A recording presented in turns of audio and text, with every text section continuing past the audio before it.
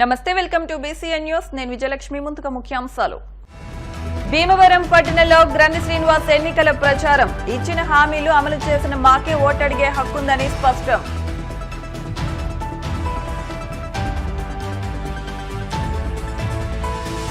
బీసీలకు మోదీ ప్రాధాన్యం కల్పిస్తున్నారన్న రాజ్యసభ సభ్యులు లక్ష్మణ్. దేశ అభివృద్ధికి బీసీలంతా ఐక్యంగా కలిసి రావాలంటూ పిలుపు.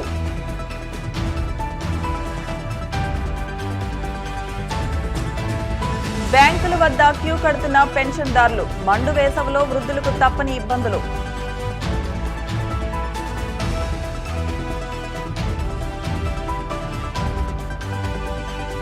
శ్రీకాళహస్తిలో జ్ఞాన ప్రసూనాంబాదేవి ఉత్సవం. విశేష సంఖ్యలో భక్తులు తరలివచ్చి అందుకున్న అమ్మ ఆశీస్సులు. సంక్షేమం అభివృద్ధి చేశాం కాబట్టే ప్రజల్లోకి వెళ్లి ఓట్లు అడుగుతున్నామని నర్సాపురం పార్లమెంటరీ అభ్యర్థి గూడూరి ఉమాబాల, భీమవరం నియోజకవర్గ వైసీపీ ఎమ్మెల్యే అభ్యర్థి గ్రంథి శ్రీనివాసులు పేర్కొన్నారు. భీమవరం పట్టణంలోని 6 నుంచి 10 వార్డుల్లో ఎమ్మెల్యే గ్రంథి శ్రీనివాస్తో కలిసి గూడూరి ఉమాబాల ఎన్నికల ప్రచారం నిర్వహించారు. ఈ సందర్భంగా ఆయా వార్డుల్లో గ్రంథి శ్రీనివాస్ మాట్లాడుతూ ముఖ్యమంత్రి జగన్మోహన్ రెడ్డి ఇచ్చిన హామీలన్నీ అమలు చేసి ప్రజల మెప్పు పొందారని అన్నారు. ప్రస్తుతం పింఛన్ల కోసం వృద్ధులు బ్యాంకుల చుట్టూ తిరగడం చూస్తుంటే చాలా బాధాకరంగా ఉందని ఆవేదన వ్యక్తం చేశారు. చంద్రబాబు వాలంటీర్లను అడ్డుకోవడం వల్లే ఈ పరిస్థితి తలెత్తిందని ఎమ్మెల్యే గ్రంథి శ్రీనివాస్ తెలియజేశారు. జగన్ అమలు చేసిన సంక్షేమ పథకాల వల్ల వైసీపీకి మహిళల నుంచి విశేష స్పందన వస్తోందని, జగన్ మహిళలకు మేలు జరిగేలా సంక్షేమ పథకాలను రూపొందించి అమలు చేశారని గూడూరు ఉమాబాల గుర్తు చేశారు. అలాగే తాజాగా ప్రకటించిన మేనిఫెస్టో కూడా అన్ని వర్గాలకు మేలు చేకూర్చేలా ఉందని ఆమె పేర్కొన్నారు. జగన్మోహన్ రెడ్డి ప్రవేశపెట్టిన తమ మేనిఫెస్టో అమలు సాధ్యమయ్యేలా ఉందని, టీడీపీ మేనిఫెస్టో మాదిరిగా లేదని అన్నారు. ఈ ప్రచారంలో ఆయా పార్టీల నాయకులు, కార్యకర్తలు పాల్గొన్నారు.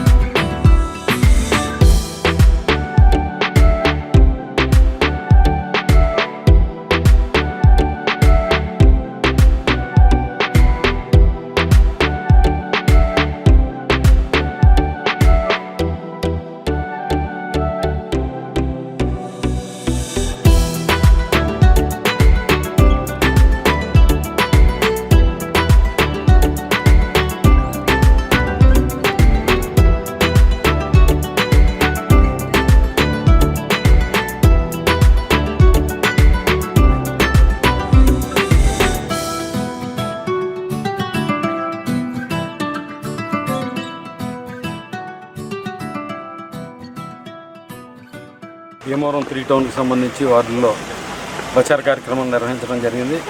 ముఖ్యంగా ప్రజల నుంచి అత్యంత ఆదరణ కనిపిస్తుంది. ముఖ్యంగా భీమవరం పట్టణ అభివృద్ధి విషయంలో కానీ, అలాగే ముఖ్యమంత్రి గారు జగన్మోహన్ రెడ్డి గారు చేసిన సంక్షేమ కార్యక్రమాల వల్ల కానీ, ముఖ్యంగా పేదలందరికీ కూడా, అర్హులైన వాళ్ళందరికీ కూడా సంక్షేమ ఫలాలు అందించడం జరిగింది.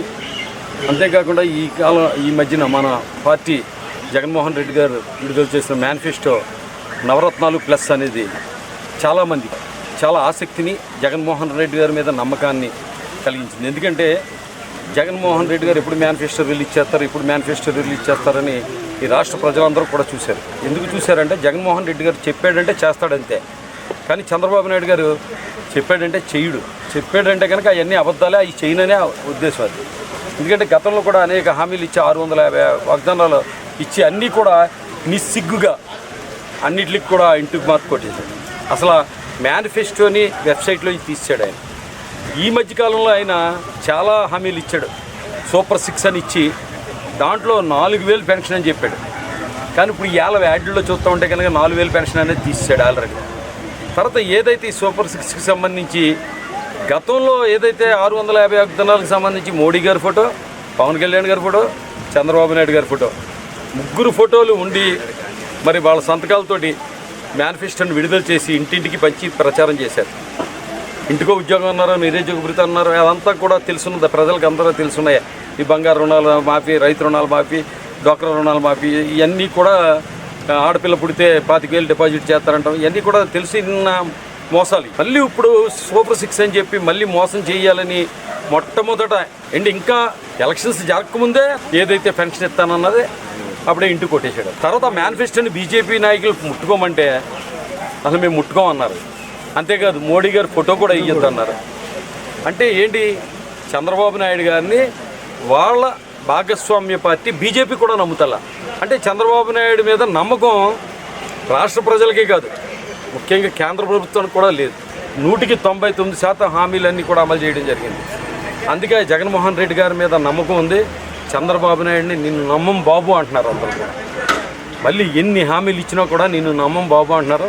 తుక్కు కింద చంద్రబాబు నాయుడు గారిని మళ్ళీ ఓడగొట్టడానికి సిద్ధంగా ఉన్నారు. ఎందుకంటే ప్రజాస్పందన చూస్తుంటే మాకు అర్థమైంది. ప్రజలతో మాట్లాడుతున్నప్పుడు వాళ్ళ నుంచి వచ్చిన దీన్ని బట్టి నిన్న కాక మొన్న పెన్షన్స్ వాలంటీర్ వ్యవస్థ గురించి నారా నకాగా మాట్లాడి వాళ్ళని అవమానకరంగా మాట్లాడి ఆ వ్యవస్థ ఉండకూడదని చెప్పి తర్వాత ఆ వ్యవస్థ గురించి కోర్టులకు వెళ్ళి ఎలక్షన్ కమిషన్కి వెళ్ళి వాళ్ళ పని చేయకుండా చేసి వృద్ధులకి పెన్షన్ రాకుండా చేసి మళ్ళీ వాళ్ళే పెన్షన్ ఇవ్వాలని ఒక కొంగ జపం చేస్తున్నట్టుగా నాటకాలు ఆడుతూ, అసలు ఎటువంటి నాటకాలు అంటే ఈ బహిర్గతం అయిపోయినాయి. ప్రజలందరూ కూడా అమాయకులు కాదు, అందరూ తెలుసుకున్నారు. ఇవాళ బ్యాంకులకి వెళ్ళి వాళ్ళు పెన్షన్ తీసుకుంటూ ఉంటే వాళ్ళు పడుతున్న బాధలు, వాళ్ళు పెడుతున్న శాపనార్థాలు, వృద్ధులు ముఖ్యంగా చంద్రబాబు నాయుడికి వాలంటీర్ వ్యవస్థను విమర్శించిన పవన్ కళ్యాణ్ గారికి గట్టిగా తగులుతుంది. ఆ ఉసురు ఊరికినే పోదు, వాళ్ళకి తగిన శాస్తి జరుగుతుంది. ఈ ఎన్నికల్లో జగన్మోహన్ రెడ్డి గారు 175కి 175, 25కి 25 పార్లమెంట్ సీట్లు గెలవడం ఖాయం. ఈ రోజున భీమవరం పట్టణంలోని 3 టౌన్కి సంబంధించిన వార్డుల్లో స్థానిక శాసనసభ్యులు ప్రభుత్వ పైన గ్రంథి శ్రీనివాస్ గారి ఆధ్వర్యంలో భారీ ర్యాలీ, బైకులు, కార్ల ర్యాలీతో ప్రచారాన్ని విస్తృతంగా చేయడం జరిగింది. ఈ ప్రచారంలో జనసముద్రంలో వార్డులన్నింటిలో జనం, నాయకులు, కార్యకర్తలే కాకుండా మరి ప్రజల యొక్క అభిమానం పూల వర్షంతో రోడ్లని నింపే విధంగా గ్రంథి శ్రీనివాస్ గారి మీద ఇంత అభిమానాన్ని చూపించడం, రాబోయే రోజుల్లో ఈ జిల్లాకి నూతనంగా ఏర్పడిన పశ్చిమ గోదావరి జిల్లాకి జిల్లా కేంద్రాన్ని తీసుకురావడమే కాకుండా జగన్మోహన్ రెడ్డి గారే తన నోటితో తను చెప్పడం జరిగింది రియల్ హీరో అని చెప్పి. అలాగే జిల్లా కేంద్రం కోసం మంత్రి పదవిని వదులుకున్నారని మన ప్రీతం ముఖ్యమంత్రి జగన్మోహన్ రెడ్డి గారు భీమవరం సభలో చెప్పడం జరిగింది. ఆ రకంగా ఈరోజు ఆయన ఏదైతే మంత్రి పదవిని వదులుకున్నారో రాబోయే ఎన్నికల్లో భీమవరం నుంచి ఏ పార్టీ గెలుస్తుందో ఆ పార్టీ అధికారంలోకి వస్తుందన్నది గతం నుంచి కూడా పెద్దలంతా చెప్పే మాట.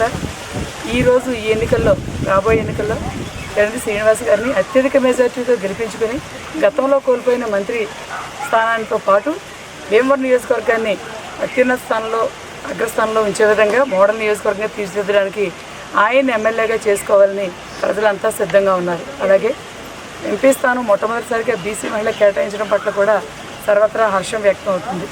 రాబోయే ఎన్నికల్లో నరసాపురం పార్లమెంట్ని అత్యధిక మెజార్టీతో గెలిపించి మొట్టమొదటి మహిళా ఎంపీగా నన్ను ఆ స్థానంలో కూర్చోబెట్టడానికి ప్రజలంతా కూడా తమ ప్రేమాభిమానాలు చూపిస్తూ ముందుకు తీసుకెళ్తున్నారు. ఖచ్చితంగా రాబోయే ఎన్నికల్లో నరసాపురం పార్లమెంట్ స్థానం, పార్లమెంట్ పరిధిలోని 7 అసెంబ్లీ నియోజకవర్గాలు, అలాగే అత్యధిక మెజార్టీతో భీమవరం నియోజకవర్గం గ్రంథి శ్రీనివాస్ గారు గెలవడం ఖచ్చితంగా ఖాయం. ప్రజలందరూ అండ. మోదీ దేశ అభివృద్ధి కోసం పనిచేస్తుంటే కాంగ్రెస్ తమ కుటుంబం కోసం పనిచేస్తోందని బీజేపీ ఓబీసీ మోర్చా జాతీయ అధ్యక్షులు, రాజ్యసభ సభ్యులు డాక్టర్ కె లక్ష్మణ్ పేర్కొన్నారు. భీమవరంలో జరిగిన బీసీల ఆత్మీయ సమావేశంలో ముఖ్య అతిథిగా పాల్గొన్న లక్ష్మణ్ మాట్లాడుతూ మోదీ తన జీవితాన్ని దేశ అభివృద్ధికి అర్పించారని అన్నారు. మోదీ అధికారంలోకి వచ్చాక బీసీలకు అధిక ప్రాధాన్యం కల్పించి వారి ఆర్థిక అభివృద్ధికి కృషి చేశారని అన్నారు. నర్సాపురం నియోజకవర్గ బీజేపీ ఎంపీ అభ్యర్థి భూపతిరాజు శ్రీనివాస్ వర్మ మాట్లాడుతూ తాను ఆర్థికంగా బలమైన వ్యక్తిని కాదని, అయినా ఎంపీ అభ్యర్థిగా పోటీ చేసే అవకాశం ఇచ్చారని అన్నారు. తన అభ్యర్థిత్వాన్ని బలపరిచిన వారిలో మొదటి వ్యక్తి లక్ష్మణ్ అని కొనియాడారు. అనంతరం కూటమి ఆచంట నియోజకవర్గ టీడీపీ అభ్యర్థి పీతాని సత్యనారాయణ మాట్లాడుతూ రాష్ట్ర భవిష్యత్తు కోసమే టీడీపీ, బీజేపీ, జనసేన పార్టీల కూటమి ఏర్పడిందని అన్నారు. ఈ ఎన్నికల్లో బీసీలందరినీ కలుపుకుని ఎలా ముందుకు వెళ్లాలనే అంశంపై ఈ సమావేశంలో దిశానిర్దేశం చేసినట్టు తెలిపారు. కూటమి అభ్యర్థుల గెలుపు కోసం నిరంతరం కృషి చేయాలని ఆయన సూచించారు. వైసీపీ పాలనలో రాష్ట్రం నాశనమైందని, అవినీతి పెరిగిపోయిందన్నారు.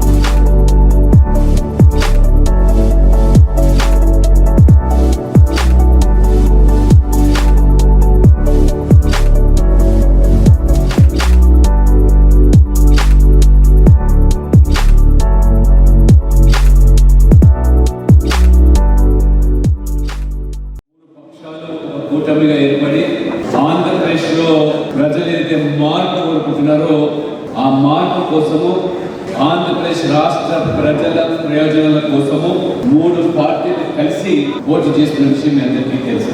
అన్ని వర్గాల మద్దతు కూడగట్టడానికి చేస్తున్న ప్రయత్నంలో భాగంగానే బీసీ కులాల ఆత్మీయ సమ్మేళనం నర్సాపురం పార్లమెంటు పరిధిలో ఉన్నటువంటి ప్రముఖులు, వివిధ కుల సంఘాల నాయకులు మీరందరూ కూడా ఇంత పెద్ద ఎత్తున వచ్చి సాంఘీభావం ప్రకటించడమే కాకుండా మద్దతు తెలుపుతూ ఈ కూటమి అభ్యర్థుల గెలుపు కోసం వచ్చిన మీ అందరికీ కూడా హృదయపూర్వకంగా నేను నమస్కరిస్తూ, అవకాశవాద రాజకీయాలకు తావివ్వకుండా రంగులు మార్చే దూసర వెలుగు సిగ్గుపడుతుంది. ఇవాళ మన తెలుగు రాష్ట్రాల్లో ఉదయం ఒక పార్టీ, సాయంత్రం ఒక పార్టీ, పదవుల కోసం ఆరాటపడుతూ రాజకీయాలు చేసే వాళ్ళకు భిన్నంగా మేమైతే బీజేపీ వర్మగానే అభివర్తిస్తాం.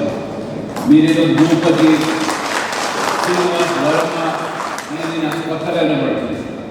బీజేపీ వర్మ మన అభ్యర్థిగా ఇవాళ వారికి స్వాగతం పలుకుతూ, శ్రీనివాస్ వర్మ బీజేపీ అభ్యర్థి నర్సాపురంలో మరి అనేకమైనటువంటి బీసీ కులాలు ఉన్నప్పటికీ కూడా వర్మకు అవకాశం ఇచ్చింది. బీసీ సంఘాలు, బీసీ కులాలు మరి సమర్థించాలా అనేటువంటి అనుమానం వ్యక్తం చేసినప్పుడు ఆకాశతరంలో చాలా స్పష్టమైంది.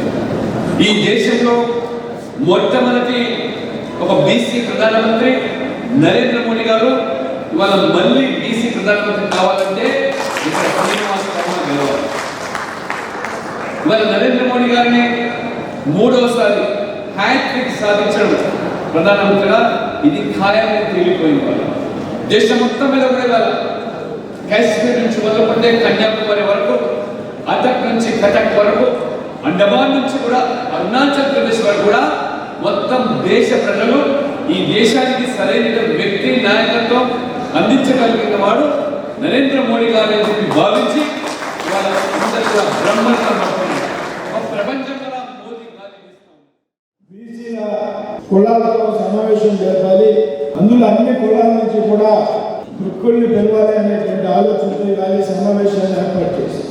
ఇది అందరినీ పెద్ద ఎత్తున పిలవడం కన్నా అన్ని బీసీ సంఘాల్లో ఉన్నటువంటి వృక్కుల్ని పిలవడం ద్వారా ఒక సమావేశం నిర్వహిస్తే ఈ సమావేశం నుంచి మన ప్రాంతాలకు వెళ్ళాక మనం ఏ విధంగా కార్యాచరణ ఉండాలని దాని మీద ఆలోచన చేస్తే బాగుంటుందని ఇవాళ సమావేశాన్ని నిర్వహించింది. భారతీయ జనతా పార్టీ బీసీల పక్షపాతి, తెలుగుదేశం పార్టీ బీసీల పక్షపాతి అనేటువంటి విషయంలో మనకి ఏమాత్రం కూడా అనుమానం లేదు. భారతీయ జనతా పార్టీలో ఇవాళ సాక్షాత్తు ప్రధానమంత్రిగా ఉన్నటువంటి నరేంద్ర మోడీ ఒక బీసీ అనేటువంటి సంగతి మనంతా కూడా గ్రహించారు. జాతీయ బీసీ ఓబీసీ కమిషన్కు రాజ్యాంగ భద్రత కల్పించింది, చట్టబద్ధత కల్పించింది బీసీ కమిషన్, ఓబీసీ కమిషన్. ప్రధానమంత్రి నరేంద్ర మోడీ గారి క్యాబినెట్ లో 27 మంది బీసీ మంత్రులు ఉన్నారు. భారతదేశ చరిత్రలో చూశారు. అనేక చేతివృత్తుల వారికి, బీసీ కులాలకు సంబంధించిన చేతివృత్తుల వారికి సంక్షేమం కోసం ప్రధానమంత్రి విశ్వకర్మ యోజన కోసం 13,000 కోట్ల రూపాయలు కేటాయించినటువంటి ప్రభుత్వం భారతీయ జనతా పార్టీ ప్రభుత్వం. అలా ఫిషర్మెన్ కమ్యూనిటీకి పెద్ద ఎత్తున ప్రధానమంత్రి కిసాన్ సమ్మాన్ నిధి యోజన ద్వారా పెద్ద ఎత్తున సంక్షేమ పథకాలకు కల్పించినటువంటి ప్రభుత్వం భారతీయ. ఈ రోజు ఒక క్షత్రియ వర్గానికి చెందినటువంటి శ్రీనివాస్ వర్మ అభ్యర్థిత్వాన్ని ఖరారు చేయండి, ఇతన్ని గెలిపించండి అని అడుగుతున్నారు. ఇది బీసీ కులాలకు చెందినటువంటి విధానానికి వ్యతిరేకమా కాదా అనేటటువంటి ప్రశ్న చాలా మంది అడుగుతూ ఉన్నారు. ఈ వేదిక ద్వారా మీకు దీనికి సంబంధించినటువంటి ఒక పరిష్కారానికి సంబంధించిన ఆలోచన నేను చేసేటటువంటి కార్యక్రమంలో యాక్టివ్ సదస్సు ద్వారా మీ అందరికీ కూడా నిర్వహిస్తున్నాము. ఈ యొక్క నియోజకవర్గానికి ప్రతిపాదించినటువంటి వ్యక్తి మనకి కులాలకు చెందినటువంటి బీసీ కులాలకు చెందినటువంటి గూడూరు ఉమాబాల అయినటువంటి మాట ఎంత వాస్తవమో, భారతదేశానికి ప్రధానిగా ఉండేటటువంటి నరేంద్ర మోడీ కూడా మన కులానికి చెందినటువంటి వ్యక్తి అనేటువంటి విషయాన్ని సందర్భంగా. కాబట్టి ఒక ఎంపీ కావాలా, ఒక ప్రధానమంత్రి బీసీ కావాలంటే మనం ప్రధానమంత్రి ఒక బీసీ కావాలి తప్ప ఎంపీకి సంబంధించినటువంటి విషయాల ద్వారా ప్రధానమంత్రి చేయలేని పరిస్థితి. కాబట్టి ఒక బీసీని ప్రధానమంత్రి చేయడానికి ఒక క్షత్రియుడిని మనం ఇక్కడ క్యాండిడేట్గా పెట్టాలనేటువంటి విషయాన్ని బీసీ కులాలు గుర్తించాలని చెప్పి ఈ వేదిక ద్వారా మైనారిటీ కానీ ఉన్నత వర్గాలు కానీ సామాజిక శుభ్రం కలిగిన వ్యక్తులు మాత్రం సామాజిక విలువలు కలిగిన రాజకీయ పార్టీని గౌరవించుకుంటూ రాజకీయ పార్టీ ప్రతినిధులు ఎన్నుకునే బాహుళ్యం ఆంధ్రప్రదేశ్లో ప్రారంభం కావాలనేది నా నాది. ఇటువంటి దుర్మార్గం ఈ రాష్ట్రంలో జగన్మోహన్ రెడ్డి లాంటి అప్రజాస్వామి అవినీతి చక్రవర్తిని ఇంటికి పంపించాలంటే ఈనాడు జగన్మోహన్ రెడ్డి పెట్టిన అభ్యర్థి ఇక్కడ సామాజిక వాటా కోసం ఆలోచన చేసిన వ్యక్తి కాదు. ఇవాళ ఉమాభాల గారి వ్యక్తి తన రాజకీయానికి బలిపెట్టుకోవడం, తన రాజకీయానికి సమాజంలో గౌరవం లేదు, 56 కార్పొరేట్ నిరాధికారులు పెట్టి కుర్చీలు లేకుండా అవమానం పరిచిన ఒక ముఖ్యమంత్రి ఈ రాష్ట్రంలో ఎక్కడ పెడితే జగన్మోహన్ రెడ్డి. జనసేన అభ్యర్థిగా రాష్ట్రండొచ్చు, అలాగే పార్లమెంట్ అభ్యర్థిగా ఈనాడు 25 పార్లమెంట్లో కూడా 3 కూటమి అభ్యర్థులు ఉన్నప్పటికీ కూడా మీరు గెలిపే లక్ష్యంగా మనంతా కూడా పనిచేయాలి, అనేక వర్గాల నాయకులనే మాటలు చెప్పడానికి. ఇప్పుడు కాసేపు ప్రకటనలు.